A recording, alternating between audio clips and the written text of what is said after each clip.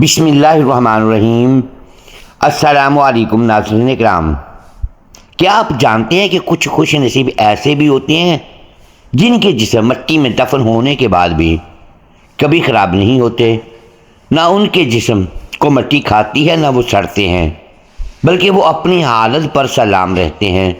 یہ کون لوگ ہوتے ہیں؟ کیا یہ سب کے لیے ممکن ہے؟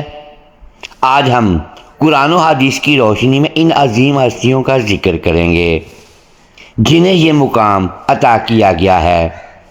ویڈیو کو آخر تک لازمی دیکھیے گا تاکہ ایمان تازہ ہو جائے۔ نمبر 1، نبی پیغمبر نبی کریم صلی اللہ علیہ وآلہ وسلم نے فرمایا، انبیاء کے جسموں کو زمین کھانا حرام ہے۔ تمام انبیاء کرام علیہم السلام کے اجسام قبر میں سلامت رہتے ہیں۔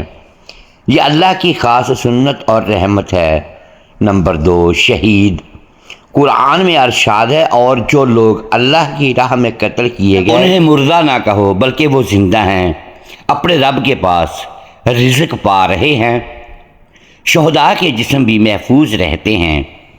جنگ احد میں بہت سے صحابہ کے جسم سالوں بعد بھی ویسے ہی پائے گئے۔ نمبر 3، ولی۔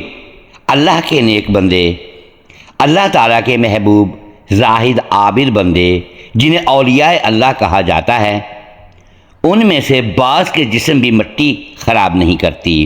ان کے دل تقوی، ذکر اور اخلاص سے بھرے ہوتے ہیں۔ یہ اللہ کے دوست ہوتے ہیں۔ نمبر 4، عالم دین، علماء حق۔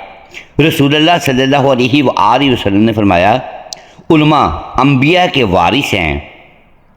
علماء اگر علم پر عمل کرنے والے ہوں تو بعض کو اللہ یہ عظمت دیتا ہے کہ ان کے اجسام بھی سلامت رہتے ہیں۔ نمبر 5، باعمل حافظ قرآن۔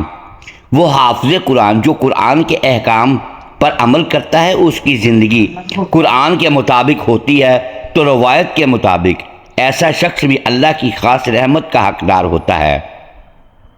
اس کا جسم مٹی میں محفوظ رہتا ہے کیونکہ اس کے سینے میں اللہ کا کلام محفوظ ہوتا ہے۔ نمبر 6، اللہ کی رضا کے لیے اذان دینے والا۔ مسجد میں اذان دینا عبادت ہے اور اللہ تعالیٰ اس عمل کو بہت محبوب رکھتا ہے۔ حدیث کے مطابق اذان دینے والے کی آواز کی حد تک ہر چیز اس کے لیے گواہی دیتی ہے۔ ایسے مخلص مؤذن بعض اوقات اس درجے تک پہنچ جاتے ہیں کہ اللہ ان کے جسم کو بھی مٹی سے محفوظ رکھتا ہے۔ نمبر 7، مرابط۔ سرحد پر دین کی حفاظت کرنے والا مرابط وہ شخص ہوتا ہے جو اللہ کے دین کے لیے سرحد پر پہرا دیتا ہے۔ رسول اللہ صلی اللہ علیہ وآلہ وسلم نے فرمایا، رباط کا ایک دن دنیا و معافیت سے بہتر ہے۔ مرابط کو موت کے بعد بھی مسلسل ثواب ملتا ہے اور بعض احادیث کے مطابق ان کے جسم محفوظ رہتے ہیں۔ نمبر 8، تعاون میں وفات پانے والا۔ اللہ کی رضا پر راضی رہتے ہوئے نبی کریم صلی اللہ علیہ وآلہ وسلم نے فرمایا، تعاون میں وفات پانے والا شہید ہے، لیکن شرط یہ ہے کہ وہ اللہ کی رضا پر راضی ہو، صبر کرے اور اپنے رب پر توکل کرے۔ نمبر 9، وہ شخص جس نے کبھی گناہ نہ کیا ہو۔ ایسے لوگ نایاب ہوتے ہیں، مگر اگر کوئی واقعہ گناہوں سے بچا ہوا ہو تو وہ اللہ کے اتنے قریب ہو سکتا ہے کہ اللہ اس پر ایسی رحمت کرے کہ مٹی اس کے جسم کو نہ کھائے۔